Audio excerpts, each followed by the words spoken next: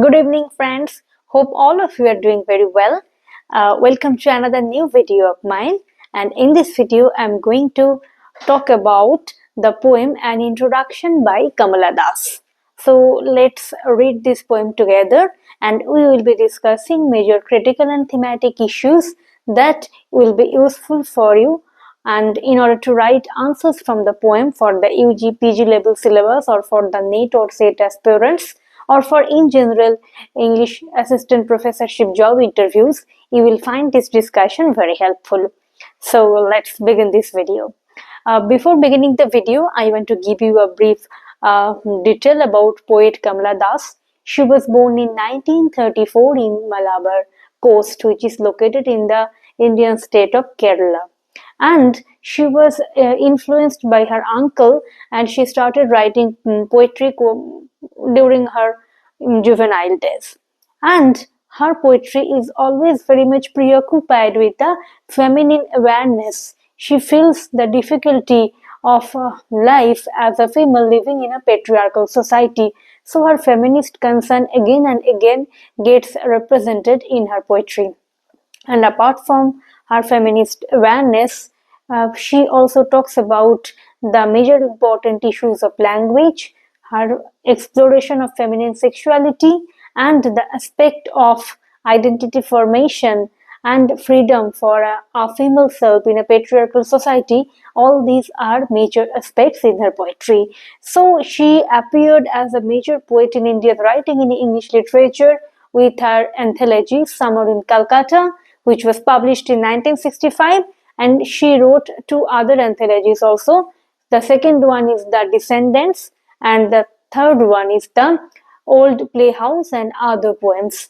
Somehow, Summer in Calcutta gave her the fame and name, and as a result, An Introduction was the very first poem of this anthology, Summer in Calcutta. Now let's read it together, and we will be discussing major critical issues.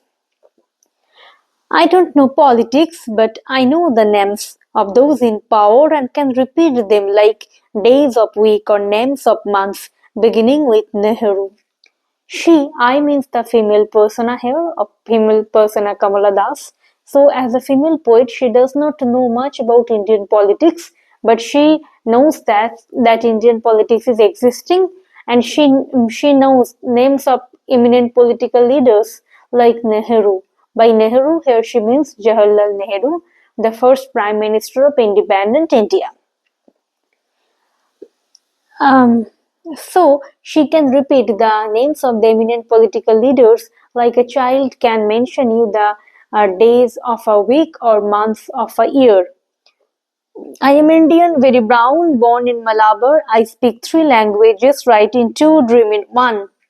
So she gives her own identity. She is an Indian. She was born in Malabar and she writes in 2 languages. These 2 languages are English and Malayalam. Malayalam was her mother tongue. She dreams in 1 language.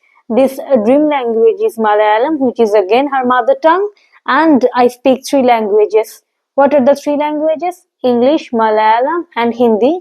Sometimes critics also refer to Bengali because she lived the very early days of her life in West Bengal, in the city of Calcutta, because her father worked there in an automobile industry. Don't write in English. They said English is not your mother tongue. Why not leave me alone? Critics, friends, visiting cousins, every one of you. So when she started to write in English, critics, neighbors and friends came and they suggested her not to write in English because English is not her mother tongue. Now their intervention made her angry, furious, and she reacted by telling them that why are you interfering in my affair? Why don't you let me write in whatever language I wish to write? The language I speak becomes mine, its distortions, its queernesses, all mine, mine alone. So here she talks about the power of language. If you master any foreign language for a long time, gradually you gain mastery over the language, so ultimately the language becomes yours. So her English, her language, which is not her mother tongue, but the language with its distortions, its changes, deviations from the actual British accent or British root, all the queernesses means the uniqueness. So the idiosyncrasies of the language, its distortions, everything has become her own language. What type of language she writes? It is half English, half Indian, funny perhaps, but it is honest. It is as human as I am human, don't you see?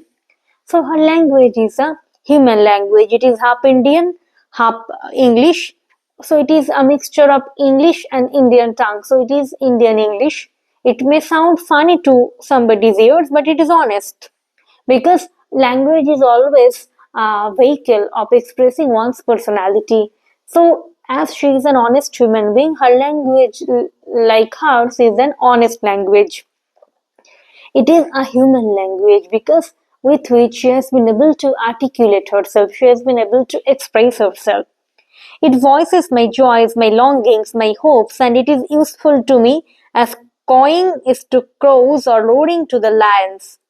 So the language has become an inseparable part of our identity because the language expresses our joy, sadness. So as a result, her language is inseparable from her identity as a female poet. So it is very useful to her. Like here, she draws references from natural world. A crow generally calls when she needs to communicate with others or when the crow feels thirsty or hungry. Likewise, a lion roars when he needs to communicate with other animals or the lion feels hungry or thirsty.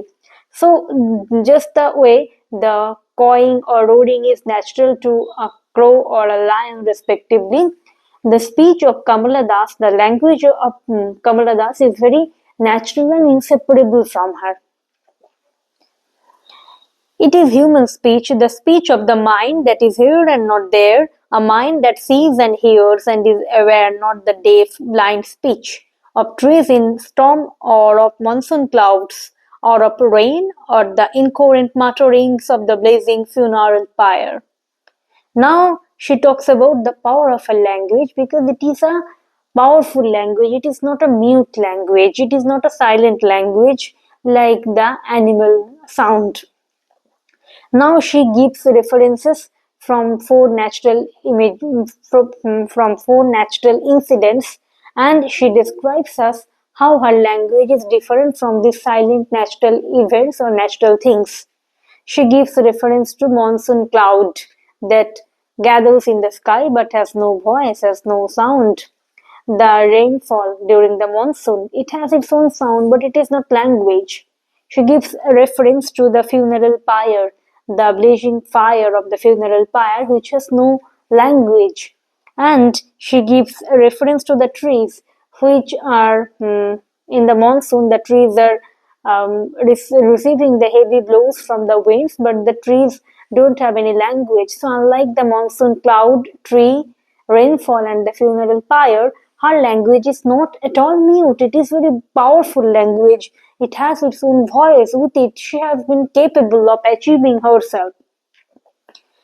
I was child, and later they told me I grew, for I became tall, my limbs swelled, and one or two places sprouted hair. Now, from language, which is one of the more important feminist concerns, she now shifting her gaze into the concept of her body because for a female in a patriarchal society, body is very important. Bodily control and social control always go hand in hand. If I control your body, it means I can control you also. So now, as a female concerned about her feminine identity in a patriarchal setup, she now talks about her body. The critics again, they means the critics visiting cousins and friends, they told her that she has grown up. How did they know about it? Because she has gained weight, she has gained height as well, and as a mammal, with the arrival of puberty or adolescence, we always have hair growths in various parts of our body. So she has bodily hairs. From these three symptoms, the critics, the friends, visiting cousins, they told her that she has grown up. When I asked for love, not knowing what else to ask for, he drew a youth of 16 into the bedroom and closed the door. He did not beat me, but my sad woman body felt so beaten. Now, when she arrived at her adolescent days, she was looking for love because it was a youthful desire to find a fiance. But before knowing anything about love, her marriage was arranged by her family members, and now one fine day she got married to a 16-year-old youth. If you look into the biographical details of poet Kamala Das, you will find that she got married at the age of 15 only. Now, from her experience, she wanted love, but she here mentioned her first sexual encounter with her husband because her husband was a 16-year-old immature youth who took her to the bedroom and they tried to make love. But their attempt was very futile because they did not know anything about human passion, feminine sexuality, and anything else. So it was a very painful encounter, and that sexual encounter was purely based on lust. So there was no love. She was craving for love, but she did not get love out of this sexual encounter. So the husband did not molest him. The husband did not molest her. The husband did not beat her, but her woman body felt so bitten. Means she felt she was not at all loved. Her human values and emotions are not being taken care of by the husband. The weight of my breasts and womb crushed me. I shrank pitifully. So don't take this sentence literally. It is a metaphorical assertion. She means that the womb and the breasts both are symbols of the grown up or the mature female body. So with the arrival of her womanhood, when she turned to be an adult female self, the expectations of society from a female is too much demanding. A female is expected to perform so many roles. She needs to be a good mother, good wife, good housewife, good daughter-in-law, good daughter, even a good working woman outside. So all these roles are very much demanding. So with the arrival of her womanhood, when she felt that she is now a grown-up female and societal expectations are too much from her, she felt the tremendous pressure of society, and as a female she feels it is difficult to live the life of a female in a patriarchal setup. Now she shrank is the past tense of shrink, so she contorted under the burden of patriarchal society and its expectations. Now she wanted to change her identity because she feels that living life as a female is not at all worthy in a patriarchal setup. So she now tries to assume the identity of a male self. Now what she does? Then I wore a shirt and my brother's trousers, cut my hair short and ignored my womanliness. Now she tried to cut her hair short. She wore shirt and trousers of her brother so that she can be a male self because she wanted to assume, she wanted to enjoy the privilege, freedom, and liberty that a male generally enjoys in a patriarchal society. So it is her decision to transform herself into a manly self or a male self so that she can enjoy, she can live her life according to her own wishes. But again, the critics, the neighbors again intervene. Dress in saris, be girl, be wife, they said. Be embroiderer, be cook, be a quarreler with servants, fit in. Oh, belong, cried the categorizers. Don't sit on walls or peep in through our lace-draped windows. Again, the critics. We are always surrounded by our well-wishing friends, critics, and neighbors who always suggest you what to do and what not to do. Now again, the critics come and they suggest her that be a woman, dress in sari, behave like a proper lady, be embroiderer because embroidery and cooking both are the expected skills from a housewife. So the categorizers means the critics. They again tell her to be an embroiderer, to be a cook. Even you can fight, you can shout at your servants because all these roles are typically expected from a housewife. But don't behave like a man, don't behave like an oversmart girl. Don't sit on walls or peep in through our lace-draped windows. So sitting idly, looking through the lace-draped windows, all these are luxuries of life which a female is not expected to enjoy.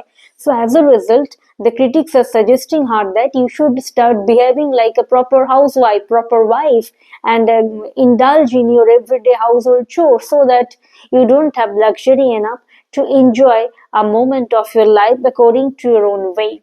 So again, the tremendous burden of patriarchal society from a female is hinted at in these lines. The third segment is talking about the poet's inner conversation. When too many people are suggesting you what you should do as a female, sometimes we always have our inner conversation. We talk, we contemplate on our own lives, and we try to take a decision. Here the same thing happens. Here female poet Kamala Das is having an inner voice, inner conversation with herself about her life and identity. Be Amy or be Kamala, or better still be Madhavi Kutti. It is time to choose a name, a role. Don't play pretending games. Don't play at schizophrenia or be a nympho. So Amy was a nickname, Kamala was her official name, or Madhavi Kutti was her pen name. So she is now telling herself it is time to choose a name because society is ascribing on her too many names, sometimes a wife, a daughter, a housewife. So she now decides herself that it is time for her to choose a name and behave accordingly. It is time to choose a name, a role.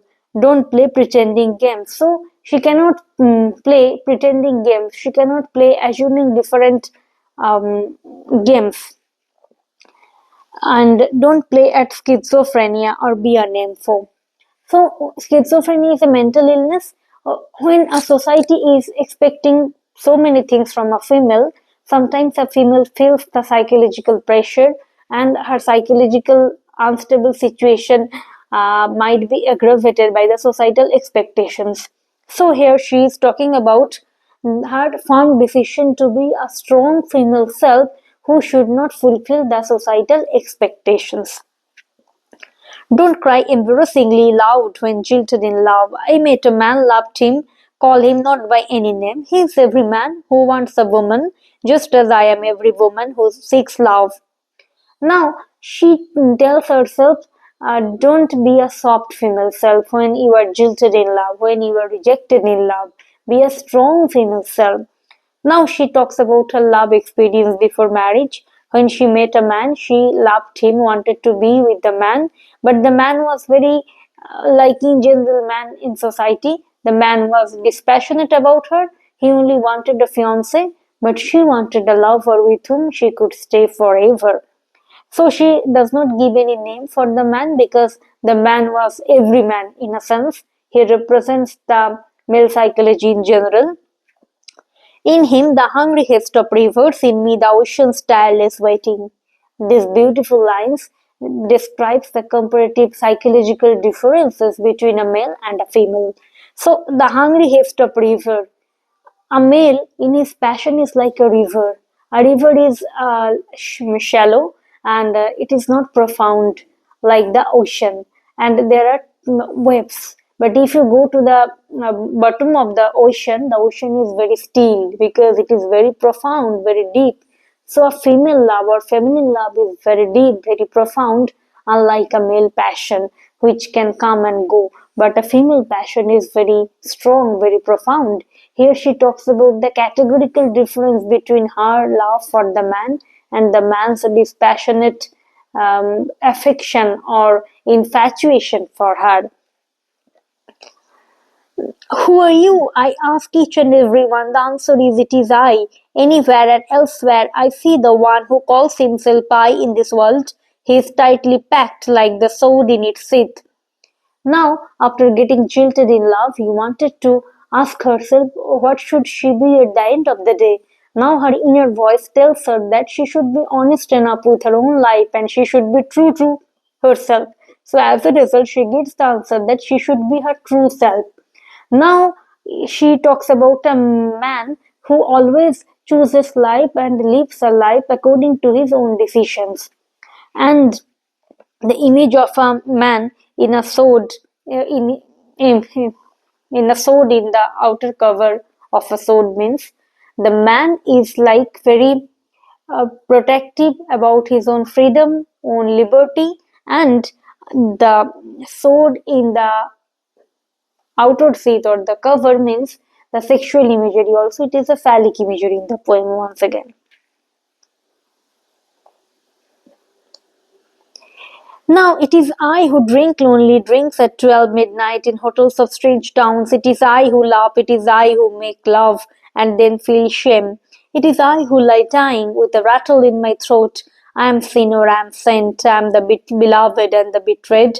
I have no joys that are not yours, no aches which are not yours. I too call myself I.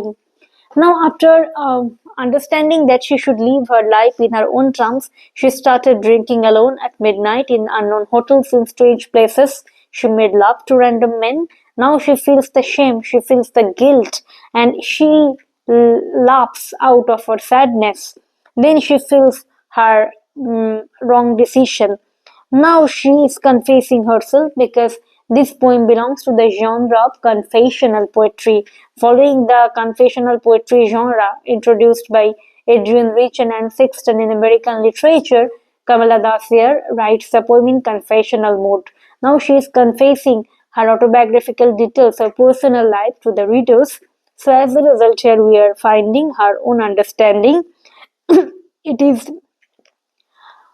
she who is the sinner. She has committed sins because she made love to random men. She violated ethical codes. It is I who is the saint. Why saint? Because she has confessed everything to the reader. And according to Christianity, if you confess anything, it will be no longer a sin. So you will be expiated from your sin. So she has become a saint. She was the beloved because once she was loved by a man, she was the betrayed one because she was again jilted, rejected by a man. So she has joys and sadness which are very much relatable to the girls of her age. So it is a very common universal human experience at the end of the poem that she talks about. And no aches which are not yours. Aches means continuous painful situation or the continuous long pains. So her painful memories, her agonies of life, all these are part of her growth and she has transformed to be an independent self. She has become an I. So this entire poem is all about the development of independent feminine identity. Now you can compare Kamala Das with the image, with the metaphor of phoenix. What is phoenix? In Christianity, phoenix is the mythological bird who burns itself to ashes voluntarily so that out of the ashes she can take it to rebirth. She can take it to rebirth. So the phoenix here is the symbol of rebirth and regeneration. Christ is often imagined in the metaphor of phoenix. Now the female self of Kamala Das has suffered so much in the patriarchal setup. Her negative experiences about life, her traumatic memories, everything almost burnt her into ashes. And out of all those painful suffering memories, she has grown up. She has evolved herself to be a strong, independent female with a distinctive voice and opinion of her own. So the entire poem talks about three major aspects: language, female identity, and female sexuality. All these three things are not being given to a female very easily in a patriarchal setup. A female is always silenced, and her language is always remains inaudible, and also her identity, which is never ever finds its proper expression under the burden of patriarchal setup. And the female sexuality, she has very frankly explored in the poem her first sexual encounter with her husband and her love interest about a man. So these female sexual explorations are very important on her part because female sexuality or awareness of sexuality are intrinsically related with the formation of female identity and female language. So this female language, female identity and female sexuality, all these three things are inseparable and intertwined in the poem, and in general they serve the purpose of developing a strong female identity for each female in a patriarchal setup. So this is my understanding of the poem. If you find this video very helpful, please do like, share, and don't forget to subscribe my channel for similar updates like this. Stay tuned, keep on watching. Bye bye.